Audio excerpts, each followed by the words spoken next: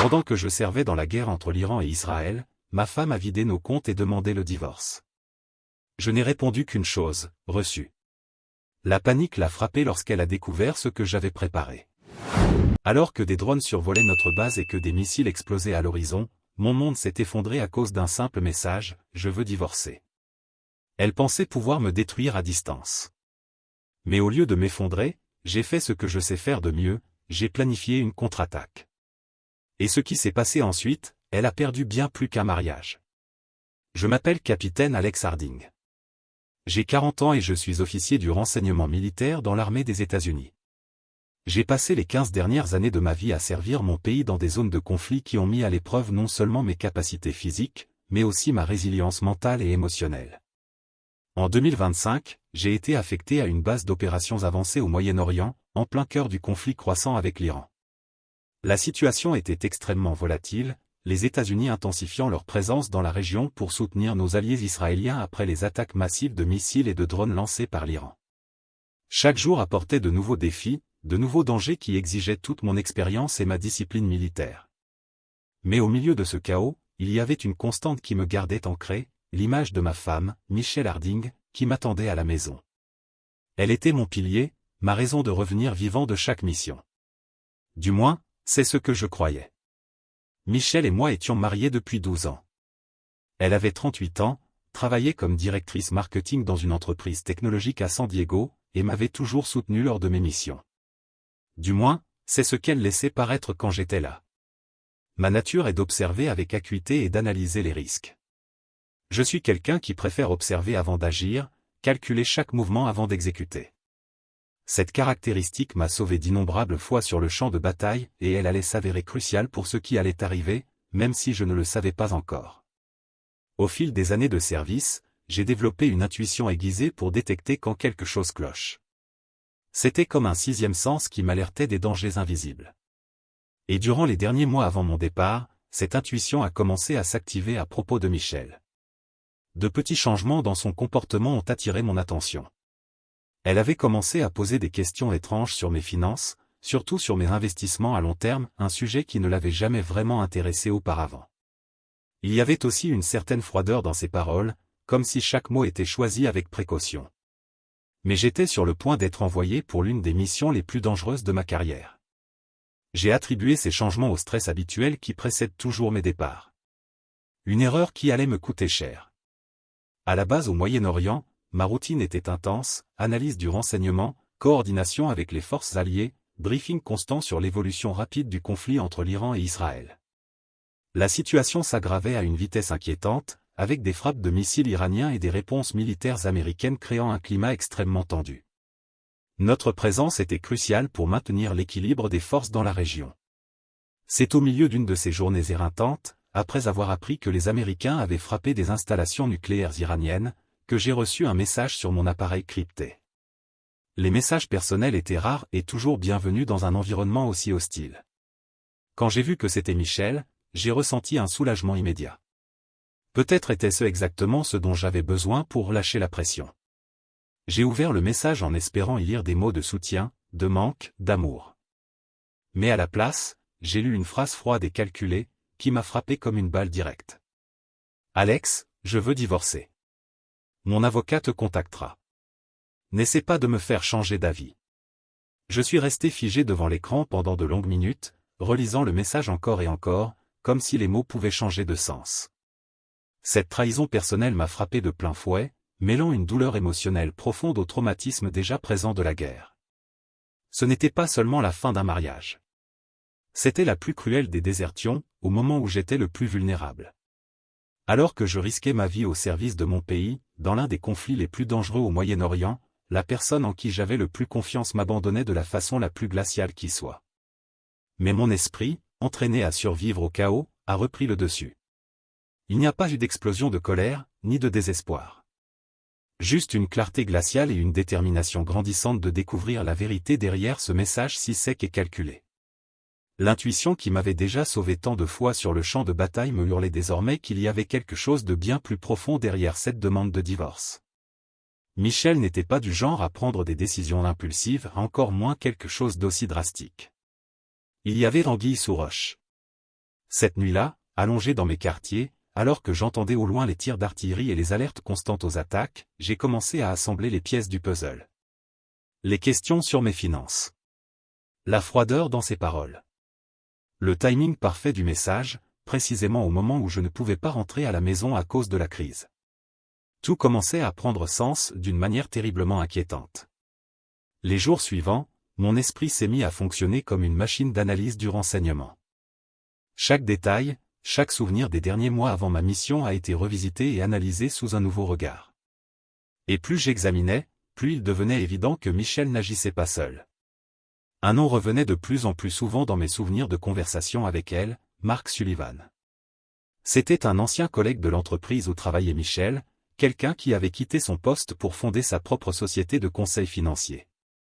Michel en parlait toujours de manière anodine, mais maintenant, je réalisais que ces mentions étaient devenues de plus en plus fréquentes dans les mois précédant mon déploiement. Marc avait environ 35 ans, était divorcé et, d'après Michel, il était très doué en matière d'investissement. Elle était même allée jusqu'à me suggérer d'échanger avec lui au sujet de la diversification de mon portefeuille à mon retour de mission. À l'époque, j'avais interprété cela comme une tentative bienveillante de sa part. Aujourd'hui, je comprenais que c'était en réalité la première étape d'un plan bien plus élaboré. Durant mes années de service, j'ai appris que la meilleure défense repose sur la préparation. C'est pourquoi, avant chaque mission importante, je prenais certaines précautions concernant mes biens personnels. Pas par manque de confiance envers Michel, mais simplement par protocole de sécurité militaire. J'avais sauvegardé tous les documents financiers importants sur un serveur sécurisé, accessible uniquement par moi. J'avais également configuré des alertes automatiques pour tout mouvement suspect sur nos comptes communs. C'était une mesure de précaution classique pour un militaire en opération, mais elle allait se révéler essentielle. 3 jours après avoir reçu le message de demande de divorce, les premières alertes ont commencé à apparaître. D'importants transferts étaient effectués depuis nos comptes communs vers des comptes inconnus. Le schéma était subtil, mais évident pour quelqu'un formé à détecter les comportements financiers suspects, des sommes modestes, dispersées sur plusieurs jours, pour tenter de passer inaperçues. C'est alors que j'ai activé mon réseau de soutien. Samuel Thorne était mon avocat depuis plus de 10 ans, un vétéran de la guerre du Golfe qui comprenait parfaitement les besoins spécifiques des militaires actifs. Je l'ai appelé via un canal sécurisé. « Sam, j'ai besoin que tu surveilles une situation pour moi », lui ai-je dit, gardant une voix calme malgré la tempête intérieure. Michel demande le divorce, mais il y a des mouvements financiers suspects qui ont commencé avant même sa demande. Samuel a immédiatement compris la gravité de la situation. « Alex, tu veux que je gèle les comptes conjoints par précaution ? » « Pas encore. Je dois d'abord savoir exactement ce qu'il se passe et qui est impliqué. Gèle-les seulement si les transferts s'accélèrent. Et Sam, il me faut quelqu'un de spécialisé dans l'investigation financière. » C'est ainsi que j'ai rencontré la docteure Lena Petrova. Samuel me l'a recommandée comme l'une des meilleures analystes en risque financier et cybersécurité de la côte ouest. Elle avait 36 ans, était née en Ukraine mais naturalisée américaine, titulaire d'un doctorat en mathématiques appliquées de Stanford et spécialisée dans les affaires de fraude financière de haut niveau. Notre première visioconférence sécurisée a eu lieu en pleine nuit, au Moyen-Orient. Lena était directe et efficace, des qualités que j'ai tout de suite admirées. « Capitaine Harding, j'ai analysé les données préliminaires envoyées par votre avocat, dit-elle, ses yeux verts fixés sur l'écran. Le modèle de transfert correspond à un schéma de blanchiment d'argent à petite échelle. Quelqu'un tente de masquer la destination réelle des fonds. Vous pouvez retracer où va cet argent ? Je peux. Et je vais le faire. Mais j'aurai aussi besoin de tout ce que vous pouvez me fournir comme communication, email, messages, historique d'appel. S'il y a une conspiration, elle laissera des traces numériques. » Au cours des 2 semaines suivantes, alors que je continuais à remplir mes fonctions militaires au cœur de la crise croissante entre l'Iran et Israël, Lena travaillait sans relâche pour démêler cette toile de mensonges. Ces rapports m'arrivaient cryptés, chacun révélant une nouvelle couche de trahison.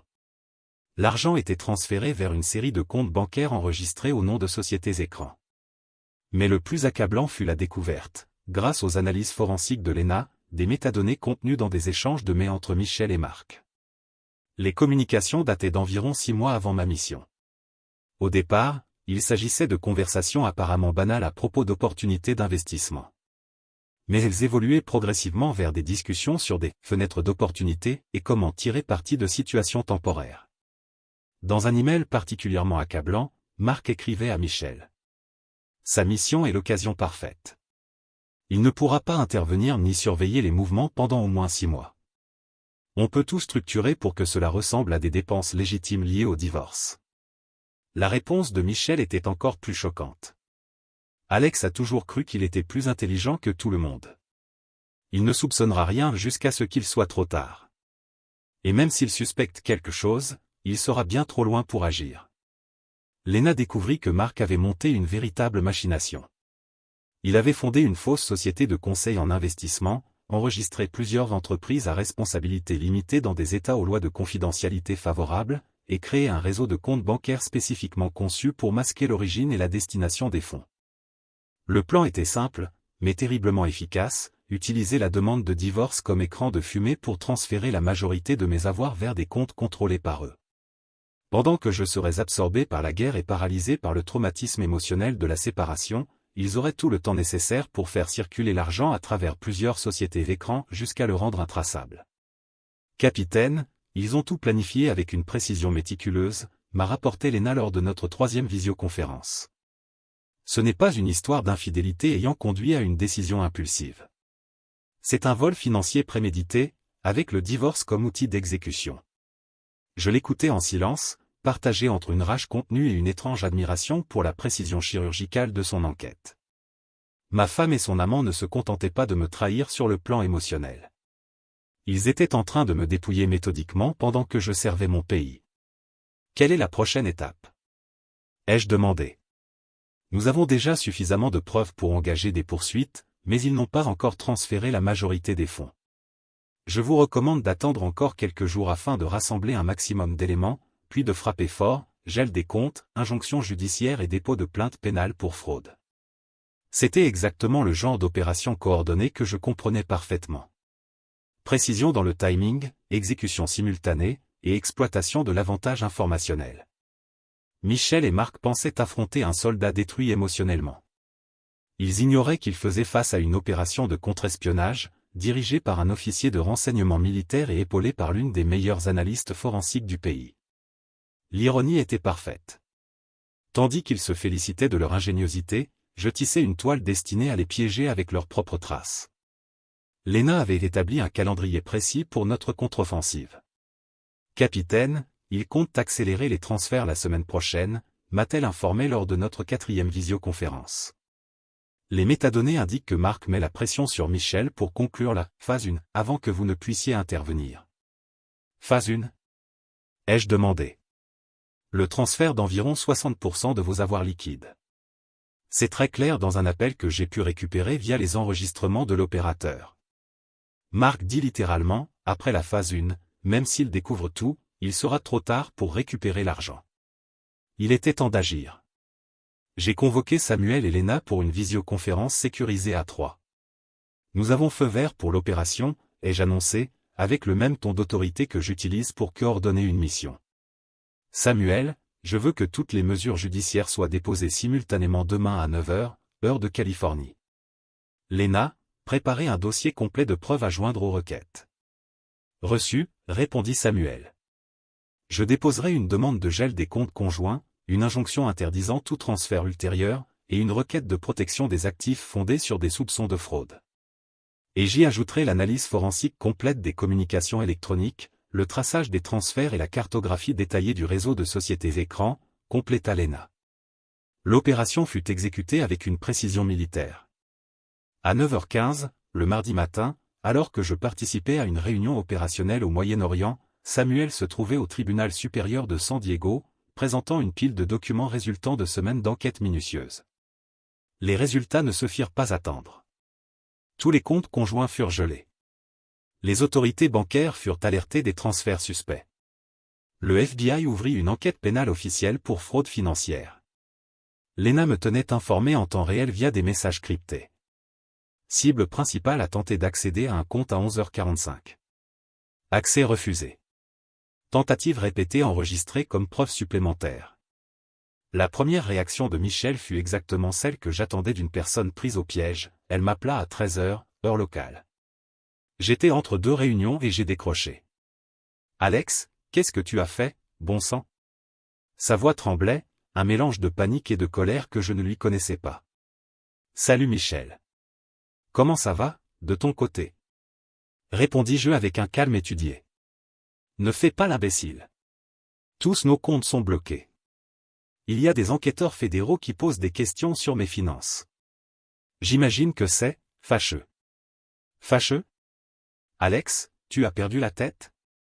Je veux juste un divorce civilisé. Civilisé. Je fis une pause. Michel, transférer 180 000 $ de nos comptes conjoints vers des sociétés écrans contrôlées par ton petit ami, ce n'est pas exactement ce que j'appelle civilisé. Le silence qui suivit dura près de 15 secondes. Quand elle reprit la parole, la colère avait laissé place à quelque chose de bien plus révélateur, la peur. Je ne sais pas de quoi tu parles. Bien sûr que tu sais. Et Mark Sullivan le sait aussi. D'ailleurs, comment réagit-il à l'enquête fédérale? Elle raccrocha sans répondre. Mais je savais très bien comment Mark réagissait. Lena surveillait toute leur communication en temps réel, avec autorisation judiciaire. Les messages échangés entre Michel et Mark dans les heures suivantes étaient un manuel de panique en temps réel.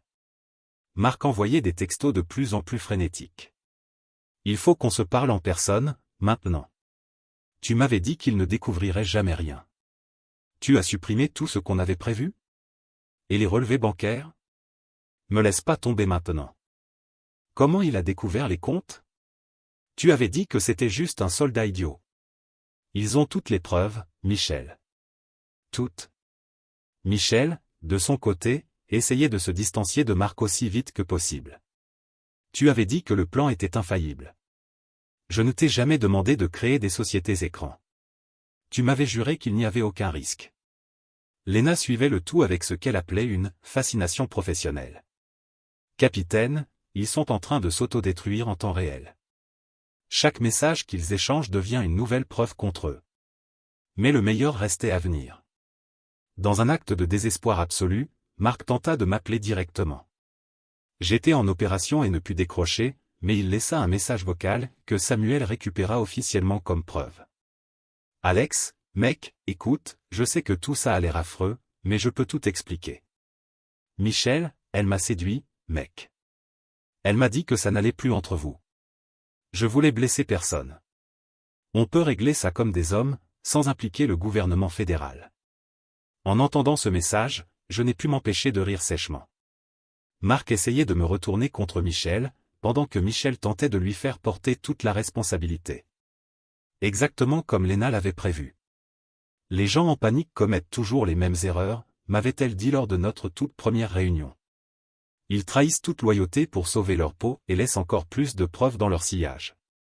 2 jours après l'exécution de l'opération, Samuel m'appela avec une mise à jour qui me fit sourire pour la première fois depuis des semaines. Alex, il faut que tu entendes ça. Michel et Mark se sont rencontrés hier pour accorder leur version sans savoir que le FBI avait déjà une autorisation pour surveiller leur communication. Toute la conversation a été enregistrée. Mark proposait de m'accuser d'abandon émotionnel et justifiait les transferts comme une compensation légitime pour années de négligence conjugale. Michel répondit avec sarcasme. T'es un idiot. T'aurais dû y penser avant de monter une arnaque digne d'un film de mafieux. Ils s'étaient retournés l'un contre l'autre. Mark cherchait à passer un accord avec le procureur, en échange de son témoignage contre Michel pour obtenir une peine réduite. De son côté, Michel engagea un avocat pénaliste et affirma avoir été manipulé par Mark depuis le début.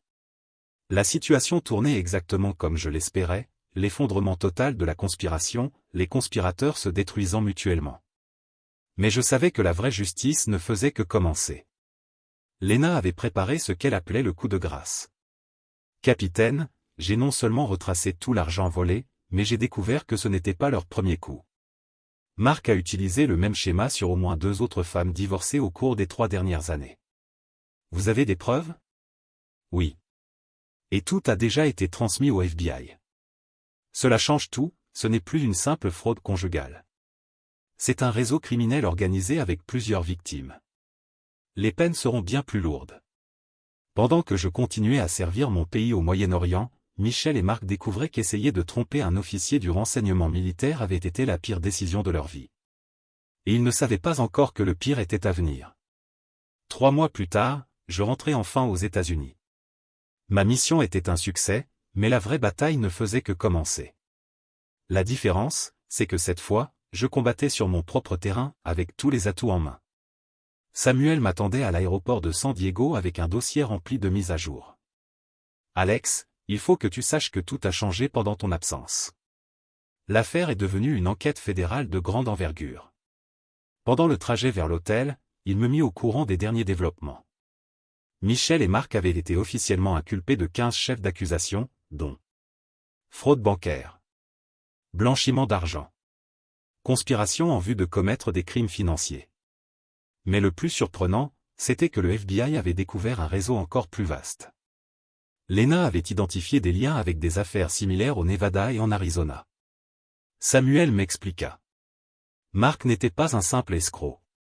Il avait mis au point un système sophistiqué pour repérer les militaires en mission prolongée, puis infiltrer leur vie conjugale en passant par leurs femmes ou compagnes. Je suis resté silencieux. Mon cas n'était pas personnel. Je n'étais qu'une victime de plus dans une opération criminelle systémique. Ce qui rendait la trahison encore plus froide, plus méthodique. Le lendemain, je rencontrai enfin Lena Petrova en personne, dans son bureau.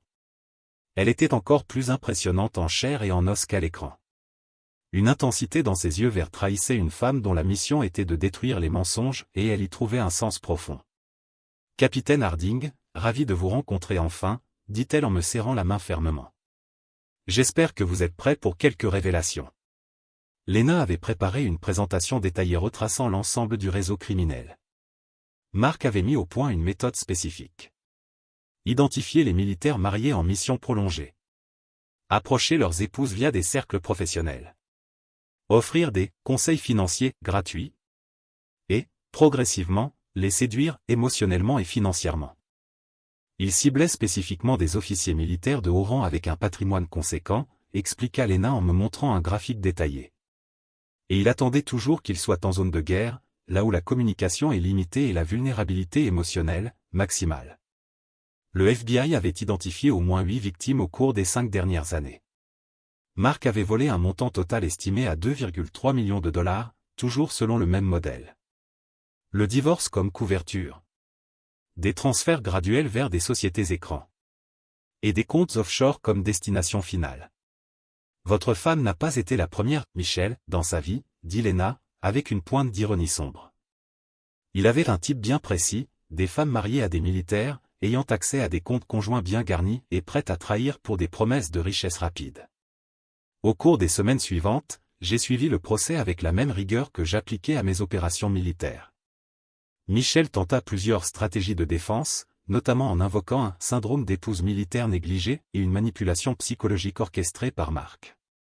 Aucune ne convainquit. Le procès fut un véritable spectacle d'autodestruction.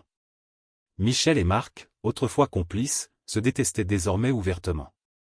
Chacun tentait de minimiser sa propre culpabilité en accusant l'autre. Michel affirmait que Marc l'avait séduite et manipulée.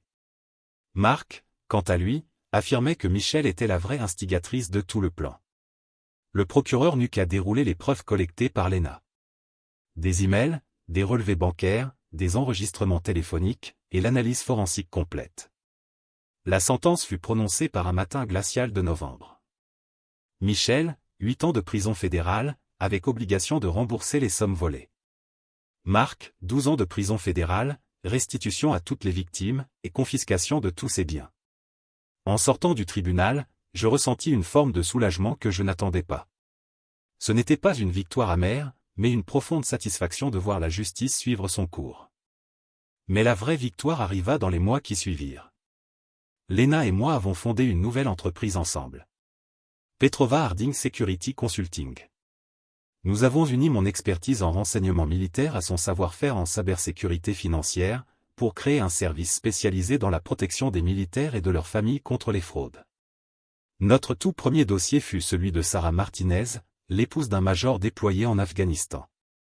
Elle avait reçu des propositions financières intéressantes d'un consultant qui semblait connaître des détails très précis sur la carrière de son mari. Nous avons identifié l'arnaque et l'avons neutralisée avant qu'elle ne cause le moindre dommage. En moins d'1 an, nous avons empêché plus de 15 tentatives de fraude, récupéré 800 000 $ pour des victimes passées, et mis en place des protocoles de sécurité adoptés officiellement par le département de la Défense. Au printemps suivant, Lena et moi nous sommes mariés. Une cérémonie simple sur la plage de Coronado. Samuel était mon témoin. Notre lune de miel? Une conférence sur la cybersécurité à Austin, où nous avons présenté notre modèle de protection aux familles de militaires. 5 ans plus tard, je reçus une lettre de prison. Elle venait de Michelle. Elle avait été libérée après avoir purgé 6 ans de peine. Elle disait vouloir se racheter. La lettre était remplie d'excuses et de demandes de pardon. Je n'ai pas répondu. Pas par rancune. Mais parce que j'avais appris quelque chose d'essentiel. La meilleure vengeance, ce n'est pas de détruire ceux qui vous ont trahi. C'est de bâtir quelque chose qu'ils n'auraient jamais été capables d'imaginer. Marc est toujours derrière les barreaux. Michel travaille dans un supermarché au Nevada, au salaire minimum, avec une réputation brisée. Moi, j'ai construit une entreprise qui protège des familles contre ce que j'ai vécu. Je vis aux côtés d'une femme exceptionnelle. Et j'ai transformé l'expérience la plus douloureuse de ma vie en ma plus grande mission. La vraie victoire, ce n'était pas de les voir en prison. C'était de me réveiller chaque matin aux côtés de Lena, en sachant que j'avais choisi de construire au lieu de détruire. De protéger au lieu de me venger. Et que mon intégrité valait plus que toutes les sommes qu'ils ont tenté de me voler. Commentaire Monsieur Reddit, Michel pensait pouvoir profiter de l'absence de son mari pour lui voler sa vie. Marc croyait avoir trouvé une faille dans le système. Mais ils ont tous deux oublié une règle fondamentale, on ne joue pas avec un homme entraîné pour repérer des menaces invisibles. Le soldat trahi est devenu le stratège de leur chute et la justice, cette fois, n'a pas manqué sa cible.